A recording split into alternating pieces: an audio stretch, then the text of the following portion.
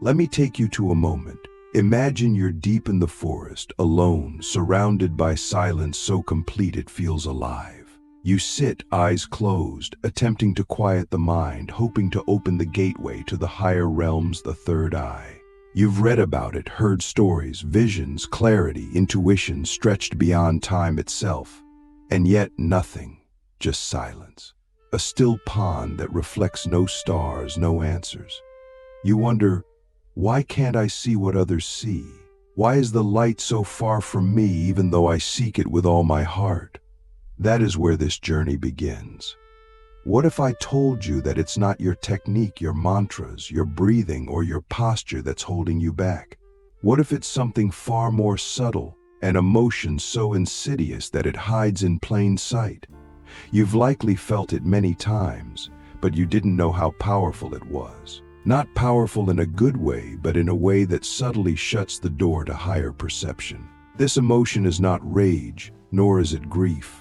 It's not even fear in the form we usually talk about. It's resentment. That quiet, lingering grudge you carry in your chest. That unfinished conversation. That ache of betrayal. That memory you thought you buried long ago. Resentment is the rust on the soul. It clogs your energetic field like tar, thick and invisible but wholly real. When we carry resentment, we hold on to the illusion that someone else is responsible for our inner state. We replay the moment, the insult, the wound. We imagine saying just the right thing to them, proving them wrong. We think we're staying strong by holding on to it, but in truth we're drinking poison and expecting the other to suffer. The third eye, the seat of clarity and insight, cannot function in that frequency. You cannot see truth while you're anchored in the illusion of "they did this to me." Now pause. Sit with this. Who do you resent? Don't answer quickly. Don't go for the obvious one. Let your heart answer, not your mind. Who have you not truly forgiven, not just with words, but in energy? Is it your parents? A lover? A former friend? Or maybe, is it yourself? That's the deepest cut, the one we avoid. Resentment toward the self is the most toxic of all. We think we've moved on, but we've just built layers of distraction around it. Resentment is the emotion that tells the third eye, I am not ready to see. I would rather cling to my pain than pierce through the veil. You may do all the spiritual practices in the world, but if you don't release resentment, you are only polishing the surface while the mirror beneath remains fogged. You must be willing to let go. But how do we truly let go? Not by force, not by pretending it didn't happen. Real release requires a shift in identity. You must stop identifying as the wounded one. That identity, though seductive, is a prison. And no prisoner can access the vision of the infinite. The third eye is not a power to be attained. It is a state of perception that becomes available when the obstructions are removed. When there's no debris, the light flows. When there's no resentment, the soul breathes through the forehead like wind through a clear mountain pass. You felt moments of it before, those flashes of knowing, those dreams that felt more vivid than reality. Those weren't accidents, they were signs. The veil is thin, but resentment thickens it. You have to choose the story of your pain or the truth that sets you free. What happens when you finally let go of resentment? Not just say the words, but truly let the energy dissolve. You begin to see, not with your eyes, but with your soul. Patterns become obvious. People's energies become readable. Your intuition sharpens to the point that you no longer doubt it. The universe becomes a mirror, reflecting your inner state with mathematical precision. You no longer ask for signs, you live inside the sign. That's the power of a cleansed third eye. But here's the paradox. To release resentment, you must first feel it fully. You cannot transcend what you haven't first embraced. This is where most people get stuck. They try to skip the step. They meditate, chant, visualize, but they don't sit with the rawness. They don't scream into the void or cry the ancient tears that have been waiting in their chest. The third eye demands truth, and truth means facing the shadow with open eyes. Have you faced yours? Click subscribe to this channel to get more profound insights. Ask yourself, what pain have I built my personality around? What story do I keep repeating to myself when things go wrong? That story has become a wall between you and your own divinity. Is that story worth more than your freedom? Is it worth more than your clarity? The truth is, you cannot awaken with baggage. You can carry it for lifetimes, but awakening demands lightness. The more you release, the higher you rise. We often think of the third eye as mystical, magical, esoteric, but it is also deeply practical. It is the eye of insight, the eye of pattern recognition, the eye that sees the truth behind the veil of form. Resentment clouds this function because resentment wants to keep the illusion alive. It wants to say, I am the victim, they are the villain. But the third eye sees beyond duality. It sees that everything, even the betrayal, was a mirror, a teacher, a sacred contract. Can you accept that? Forgiveness is not weakness. It's the ultimate act of spiritual power. It says, I reclaim my energy. I choose peace over drama. I choose vision over vengeance. When you forgive not just others, but yourself, you begin to vibrate differently. You begin to attract different experiences. Your third eye becomes less of a door you knock on and more of a window that opens by itself.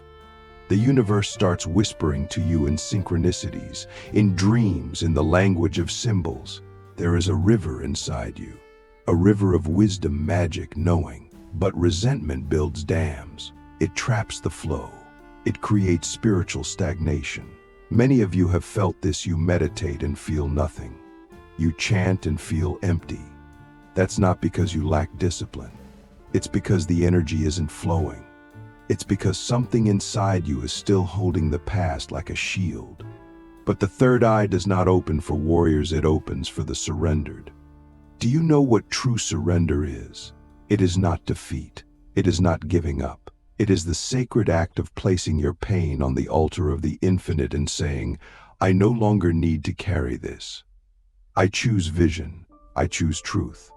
When you do this, something miraculous happens. Your energy rises. Your perception shifts. You begin to see the world as it really is, not filtered through your wounds, but through your sacred sight. And once you see, you can never unsee. Now that we've acknowledged resentment as the silent gatekeeper of the third eye, we must delve deeper into the alchemy of transformation. You see, it's not enough to simply recognize resentment. That's only the first step. True spiritual growth is born from the fire of transmutation. We must take that heavy, sticky emotion and burn it in the furnace of awareness until it becomes gold clarity, wisdom, vision.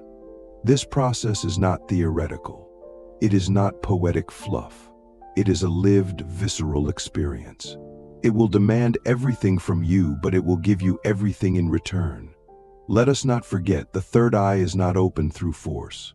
It opens through purity. And purity is not about being morally perfect. It is about energetic alignment.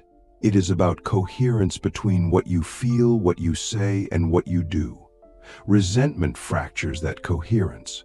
It creates an internal war where the mind wants peace, but the energy field screams for justice.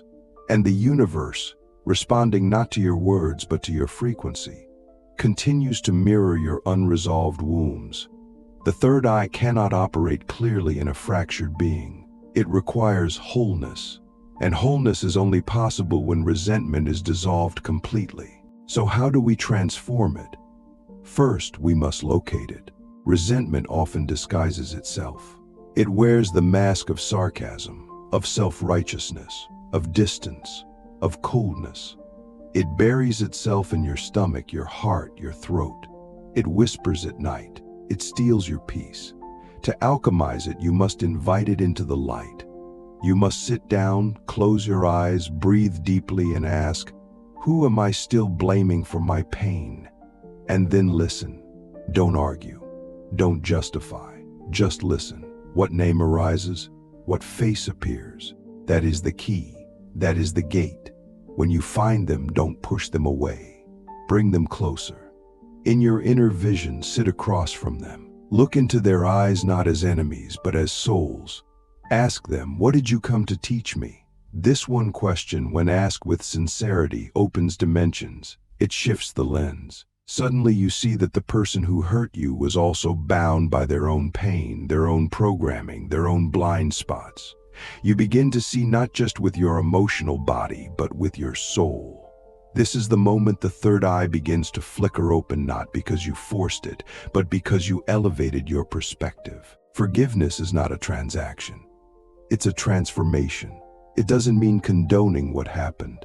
It means choosing freedom over bondage. It means choosing to no longer be defined by the wound. It means understanding that your pain was a seed, one that can either rot in the soil of resentment or bloom in the garden of insight. Which will you choose? When you forgive, you don't erase the past, you transcend it. You rise above it. You see the pattern, the karma, the soul contract. And that seeing, that clarity, is the very essence of third eye vision. Let's take this further. There is a sacred technique, ancient and powerful, that can accelerate this transformation. It is called Ho'oponopono, the Hawaiian prayer of reconciliation. It is deceptively simple but profoundly potent. You repeat the words, I'm sorry, please forgive me, thank you, I love you. You say it not just to others, but to yourself, to the inner child, to the wounded self, to the parts of you you've rejected. This prayer, when said with presence and depth, clears the energy field. It untangles the cords.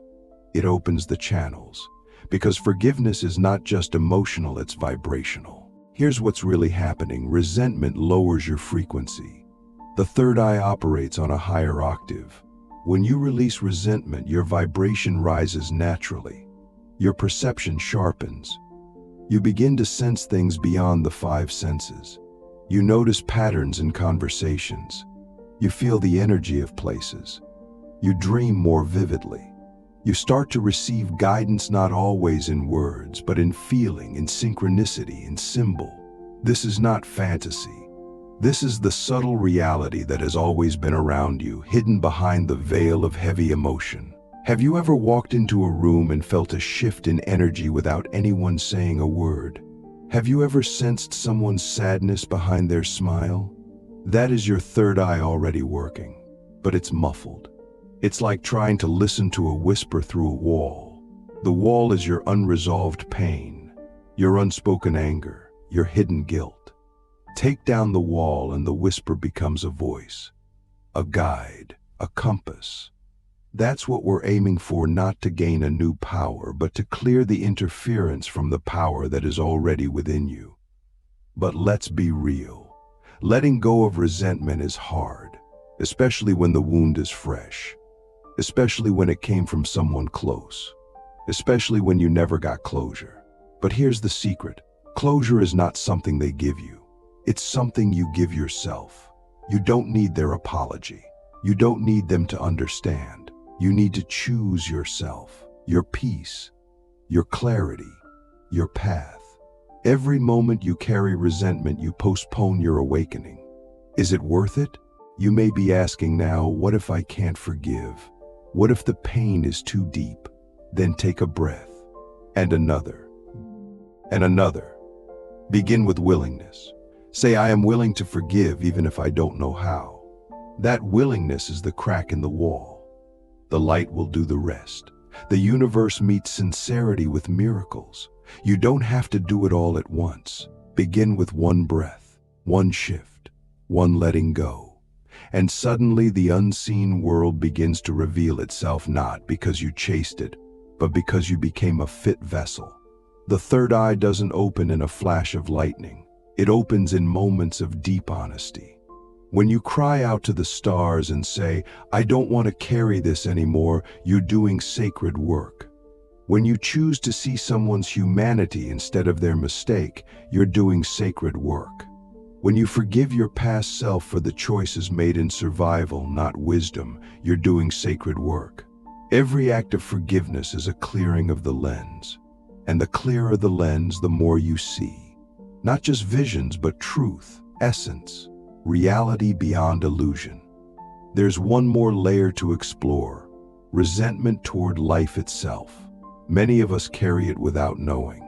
We feel betrayed by life, by fate, by God. We ask, why me? Why did this happen? What did I do to deserve this? This resentment is the most hidden and the most damaging.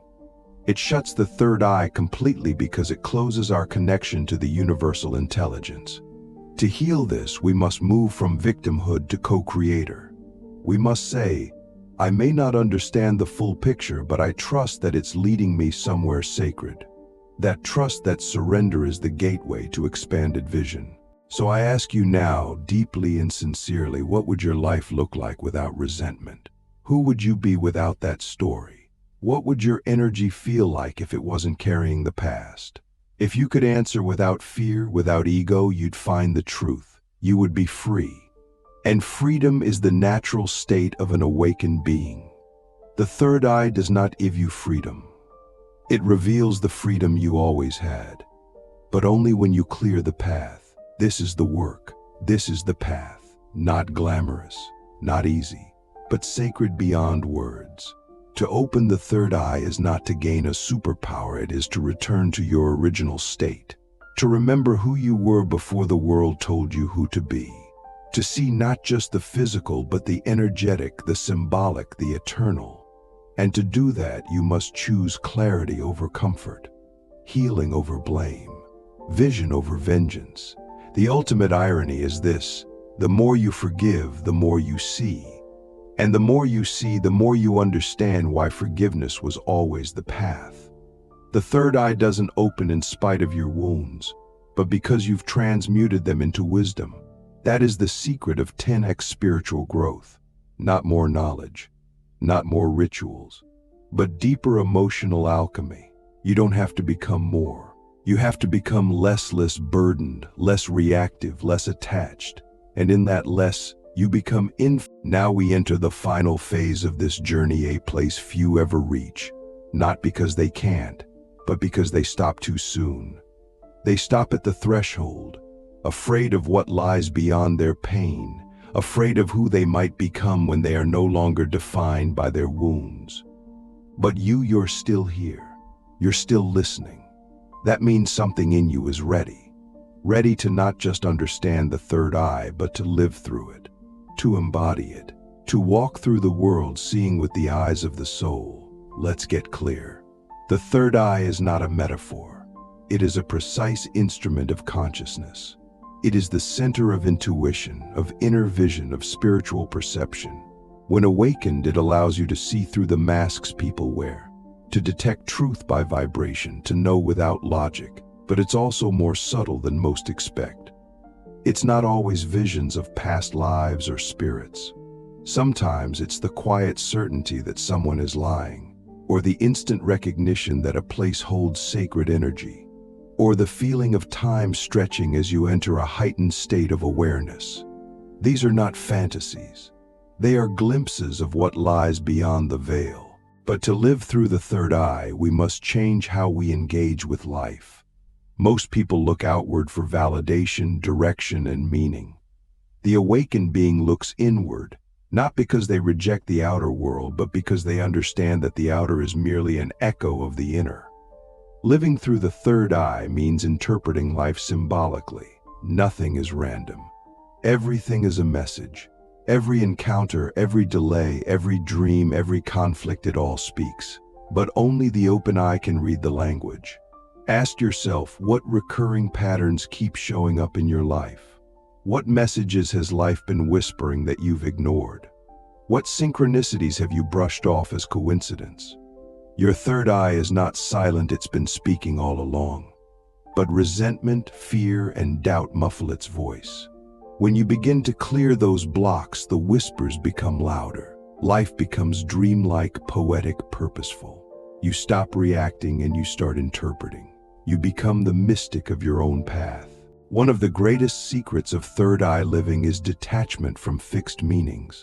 The unawakened mind wants certainty. It wants this symbol to always mean that, this dream to always mean the same thing. But the third eye operates in fluidity. It sees context. It understands that symbols shift depending on vibration. A snake in a dream could mean fear one day and transformation the next. The third eye doesn't seek rigid interpretation, it seeks resonance. It asks, what is this revealing about my current state? That's a question only the courageous can ask. Living through the third eye also means embracing solitude. Not isolation, but sacred solitude. Because the world of the mystic is rich and vast, but often invisible to others. You may begin to feel misunderstood. You may see things others don't. You may feel truths others resist. This is the cost of vision, the loneliness of awakening. But it is also the reward. Because from that solitude, you begin to commune with the unseen, with guides, with archetypes, with symbols that rise from the collective unconscious. You begin to remember not from books, but from the deep well within you. You'll notice your dreams change. They become more vivid, more layered. You wake up with messages, insights, warnings. If you honor them, they grow stronger. You'll begin to receive intuitive hits, knowing things before they happen. You'll walk into a room and feel the energetic residue of what occurred there. You'll meet people and instantly feel their alignment or distortion. This can be overwhelming at first. You may wish to go back to blindness, but once the eye opens, it does not close. It only refines. This is why grounding becomes essential. You must root yourself. Eat grounding foods. Spend time in nature. Breathe deeply. Journal often. The third eye opens upward, but grounding anchors it so it doesn't become distortion. Many people open their third eye prematurely and become lost in illusions, paranoia, or delusion. That is not awakening, that is imbalance. True vision is calm. It is clear. It is compassionate. It sees the shadows without becoming them. It sees the pain without reacting to it. It is the eye of the storm. Another practice for third eye living is silence. Not just outer silence, but inner silence. The third eye speaks in stillness, in the spaces between thoughts, in the gentle awareness that arises when the mind is not grasping. This is why meditation is not a luxury, it's a necessity. But not all meditation is equal. You must meditate not to escape, but to see, to observe, to witness. When you become the silent witness of your own experience, you enter the field of the third eye. You stop being the actor and become the seer. And from that seeing, wisdom flows. You stop needing constant guidance from others. You become your own oracle. Your intuition becomes louder than your fears. Your path becomes clearer, even if uncertain. Because clarity is not about knowing every step, it's about trusting the direction. The third eye doesn't give you a map. It gives you a compass. It says, go here now. Trust this. Avoid that. And when you follow it, life becomes magical in ways logic can't explain. Let's talk about fear, because fear will come. The more you see, the more you confront. The illusions you built your identity on may begin to crumble. The relationships that no longer resonate will fall away.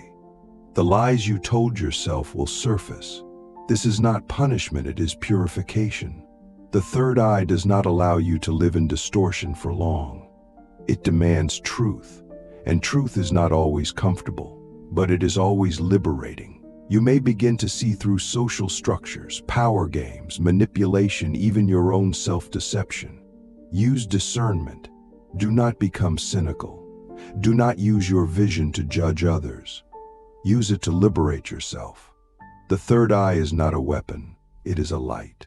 And light reveals not to shame, but to heal. If you use your vision to elevate your ego, it will fade. If you use it to serve your soul, it will expand endlessly.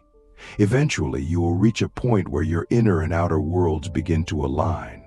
What you see inside becomes reflected outside. You think of someone, and they call. You seek guidance, and a book falls off the shelf. You ask a question, and a stranger answers it unknowingly. This is the realm of synchronicity. This is the language of the universe. This is the deep magic that lives just beneath the surface of reality, and the third eye is its translator. Let me offer you one final challenge. A question that can change everything if you sit with it in true silence. What am I unwilling to see about myself? Not what you dislike, not what you're ashamed of. What are you unwilling to see? That is the final veil. And behind it lies your greatest power. Because the third eye doesn't just show you others, it shows you you. The real you. The one beneath the masks. The one who remembers. You are not here to just survive. You are here to see, to awaken, to remember that you are a multidimensional being having a human experience. You are not your trauma. You are not your resentment. You are not your story. You are light having form. And the third eye is the gateway through which that light peers into the world and says, "Ah, I remember now. I am that." So let resentment go. Not for them, for you. So you can see, so you can live, so you can be. The third eye is not waiting to be opened. It is waiting to be cleared. And once it is, the entire universe opens its eyes through you.